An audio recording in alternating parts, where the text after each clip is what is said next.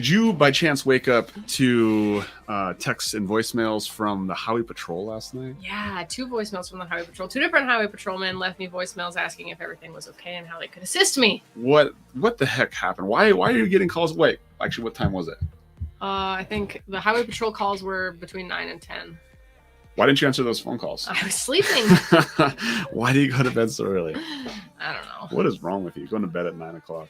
Don't answer people's phone calls. They probably just thought we were probably ignoring them. But little did they know. I was sleeping. And we've probably been sleeping for like at least half an hour to an hour. So you got phone calls from the Highway Patrol. What, did they leave voicemails? They did. Each of them left me a voicemail asking what happened, if they could assist me in terms of this crash that happened. Well, why were you driving at 9 o'clock at night? They were sleeping. I was sleeping. Oh, well, my car was driving elsewhere and it had been wrecked. Who had your freaking car? I don't know. Some nice gentleman.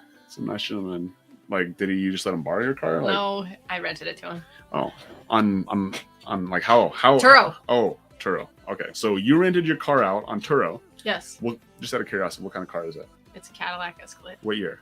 2021. Is it nice? It's very nice. Was it nice? It was very nice. It's no longer very nice. Okay, so you rented this car out on Turo, and then you got a call 9 o'clock at night from the Highway Patrol saying that your car was wrecked? Yeah, that my car had been in an accident, the airbags, and I also got, so Cadillac's awesome because you get an app on your phone that like notifies you about everything. So I got 2 notifications last night from this app that said that my airbags had been deployed and that they need to be serviced. So in my head, and then I got another voicemail from the tow company it was like after midnight, so it was 12 or 12:30. So like the story that I woke up to in my head it was terrifying. I got really scared and my gut sank because 3 hours between the time of an accident and the actual tow company coming seemed like it was a very long time to me. And that the only reason that it was a very long time between the time that the accident happened and the time that the tow truck came and had to tow it was because this guy had been killed potentially, or like the jaws of life had to come and save him. So I woke up in sheer panic because I was worried that this guy was not well. Yeah. And then I woke up in sheer panic too, because I got the message from Turo, from the guy saying, hey, we had a little incident with your car.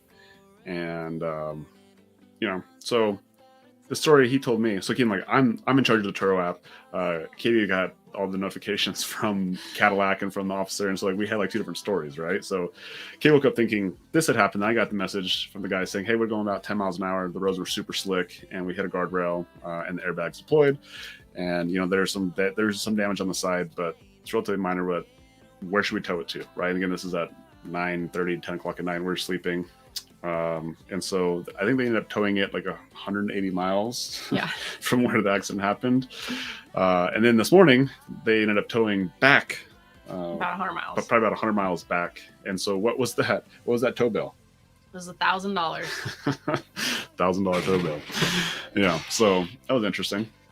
So anyway, I was like, woke up in sheer panic. I was like, oh, Katie's going to be a little upset about this, I think.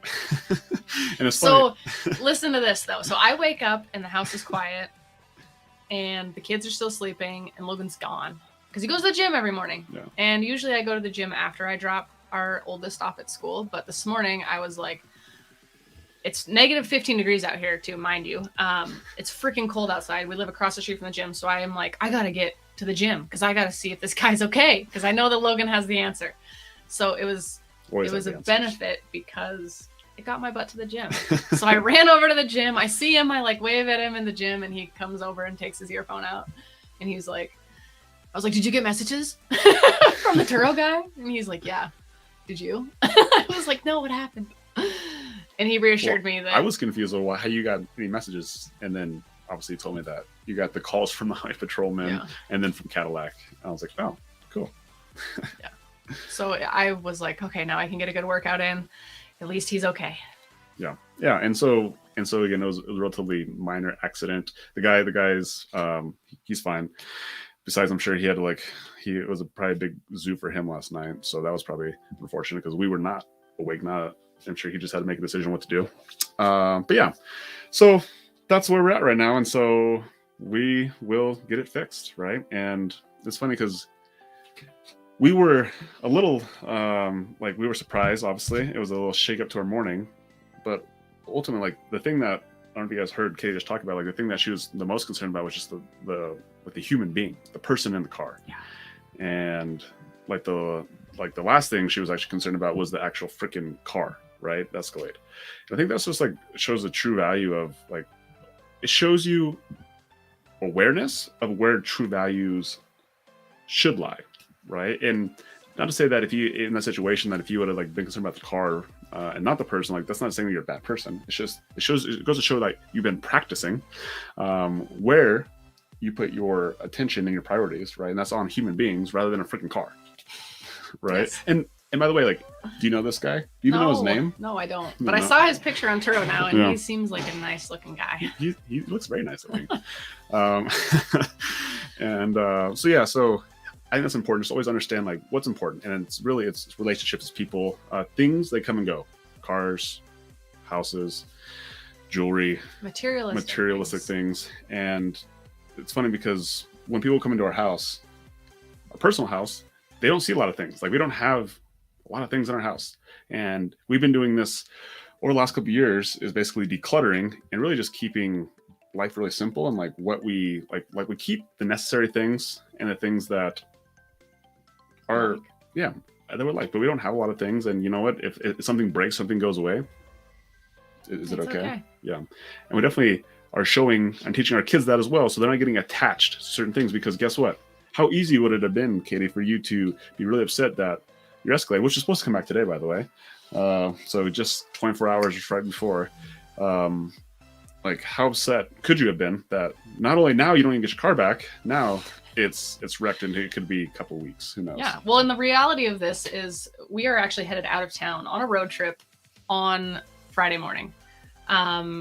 We were supposed to be driving this Cadillac to Butte for our daughter's state swim meet, and now we will be driving a 2007 Subaru Forester instead. But that thing is trusty, it's dependent, and it'll get us there. Yeah, so it'll get us there, and ultimately having a nice car like a nice Escalade, like it's a preference, rather than a necessity, right? It's nice to have, but you know what, we can still roll around in a Subaru and we'll be just fine. Been rolling around in a week and it's just been fine. Be just fine. And it starts when it's negative 15 out. So did it start this morning? Yeah. Cool. Just fired right up. That's good. So really, I think the thing that is kind of important from this whole situation is just understanding like the value of understanding how important relationships are, experiences are, and like adding value to those rather than like externals.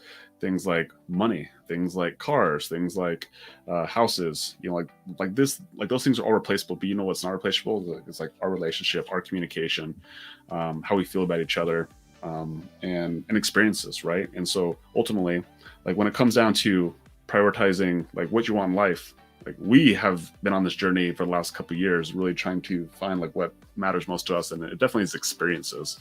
And again, like everything else, they're nice to have. It's preferences. Like, don't get me wrong, like we like to have nice things, but we don't need them. We don't need them to be happy. We don't need them to be confident in ourselves, right? Correct. We don't need to have a bunch of money in the bank to feel like we are worthy, right? We don't need to have nice cars to feel like, you know, like we need to keep up with the Joneses or whatever it is. Those Joneses.